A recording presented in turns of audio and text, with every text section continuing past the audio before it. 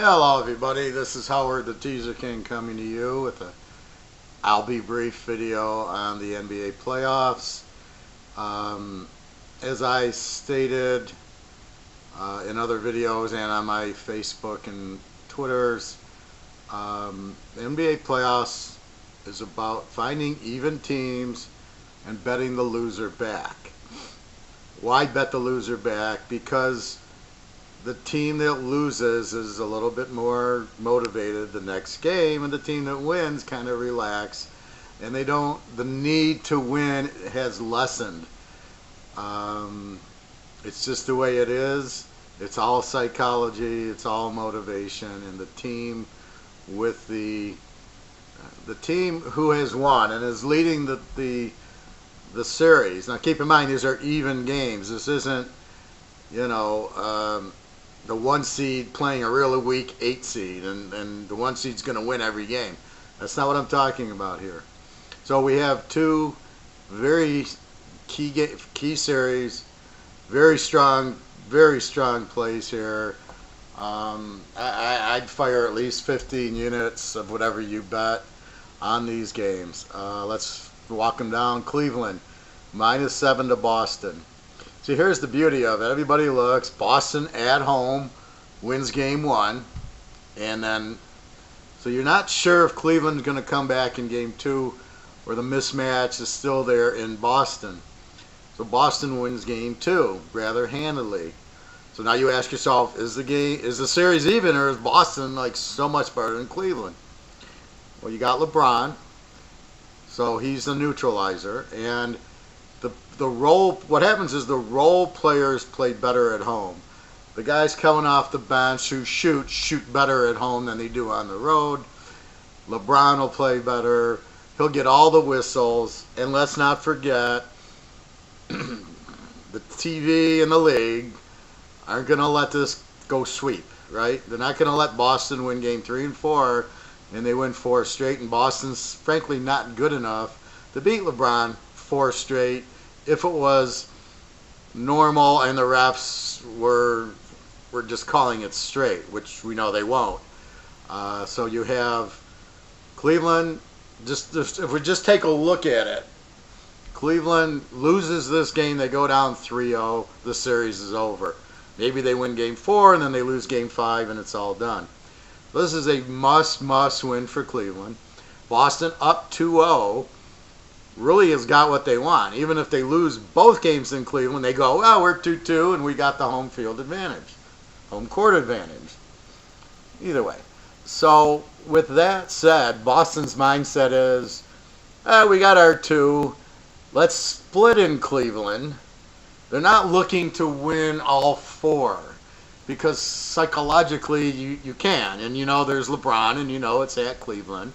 And Cleveland's not going to roll over and die. So the fact that Boston won the first 2 by such a big amount just lowers the spread. The spread's 6.5, which is still a little higher than I thought. But Cleveland should dominate and should have big leads in the game. What's been concerning to me about Cleveland is that they'll get the lead, and then all of a sudden Cleveland is like letting the other team, like against Indiana and even against Toronto, where they were in the elimination game, they got way up, and then they let them slide back and only won by a few. And that's just Cleveland's lack of talent. But in this game, I see LeBron, he'll go to the line 20 times, he'll get his 40, 50 points, whatever. This whole cliche of this triple-double is, if you do it all the time, it's not a big deal, right? And just, it can't be that hard. Obviously, it's not hard to get 10 points. It's certainly not hard to get 10 rebounds in this NBA. You don't have Rodman and Lambert and Parrish and McHale and all the great big men. You have no big men. So it's not hard to get a lot of rebounds. And then the assists are just little passes out, and these guys standing there trying to take, 3-point shots, which to me it's just really stupid, and there's absolutely nothing in the game. But anyway, psychology says Cleveland will play their best game because they cannot go down 3-0, and Boston is not in a we have to win mode. They know they can afford to lose, and then maybe they'd win game 4. But Boston up 2-0 is not looking to go up 3-0. They want it, but it's not like it's do or die. You go read the what's that book? The Art of War.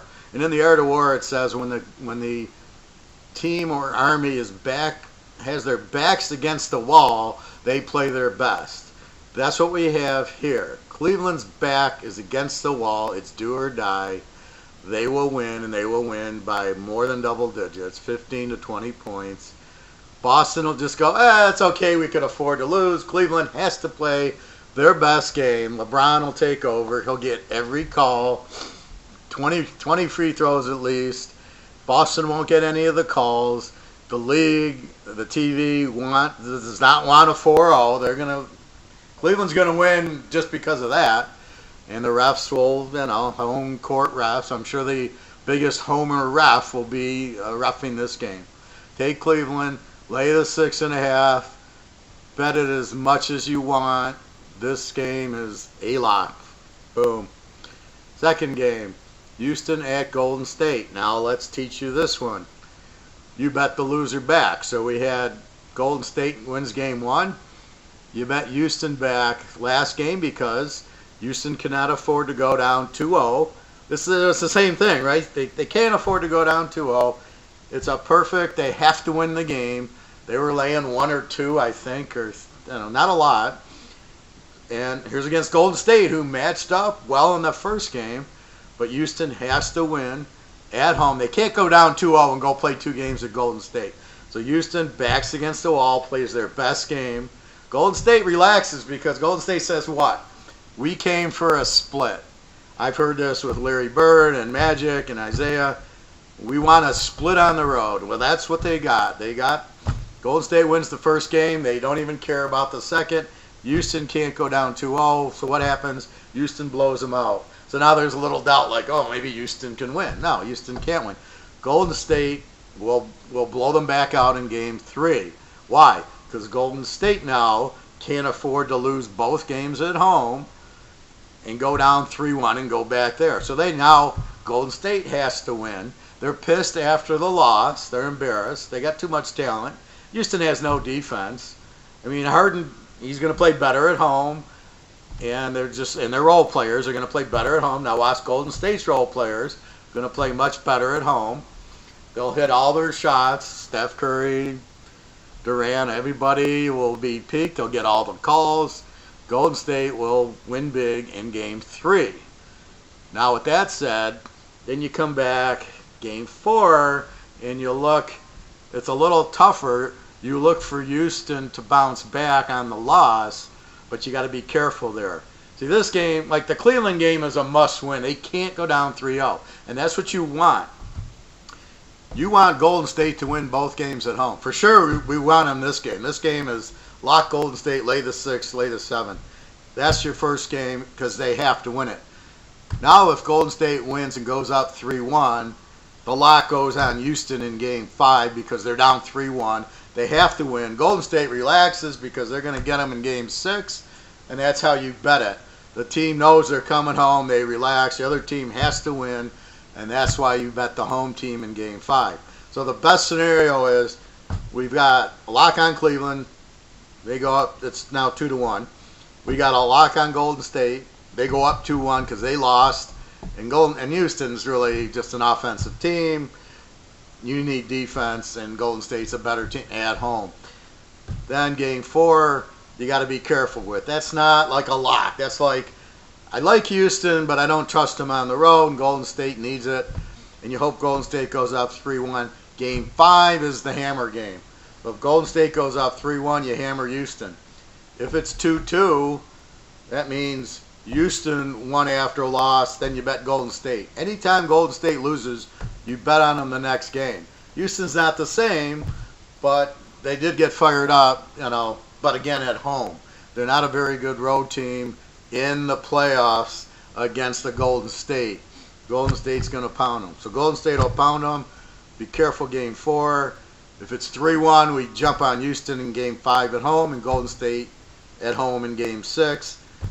If it goes 2-2, So if Houston wins game 4, we jump on Golden State game 5, Houston in game 6. So you just keep betting the loser back.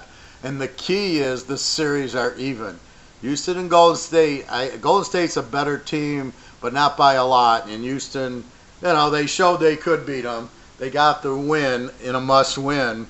And now here comes Golden State back in game 3, really in a must-win, because if they go down 2-1, they can win game 4. And that's the other thing. If Houston wins this game, which they're not going to, but if they do, then it's a lock Golden State in game 4, because they can't go down 3-1 and go back to Houston. So again, if Houston pulls the upset, it's a real big hammer on Golden State game 4. But Golden State, they want game 3. They want to go up 2-1. Then they might relax, and then it'll be 2-2.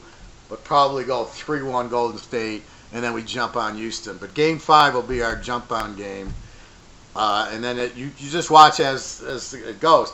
But as the team gets closer to the 4 wins, when they go on the road, that home team, as long as they got players and it's even, which is what you basically have in both these series, you bet the home team. Now, Boston, I don't see them losing this series. I don't see them losing at home. I think Cleveland wins game 3. I think Boston could win game 4, depending on what happens. For sure, Boston will win game 5. But it's tricky if Cleveland wins game 3 and then Boston wins game 4 and it's 3-1, then you might bet Cleveland in game 5, but Boston will probably win it, but it'll be close. Cleveland can win on the road with LeBron because he gets all the calls. And again, the NBA and the TV want LeBron for ratings, so he's going to get more calls. So as the series progresses, as Boston gets near 4, LeBron gets more calls, so keep that in mind. Anyway, lock. Game 3, take Cleveland. Lay the 6.5.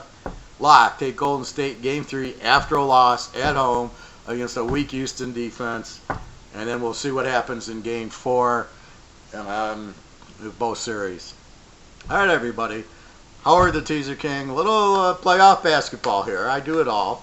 Baseball, bet the pitchers. Bet Verlander. If Verlander plays a good pitcher, you bet it under. You bet Sale. We got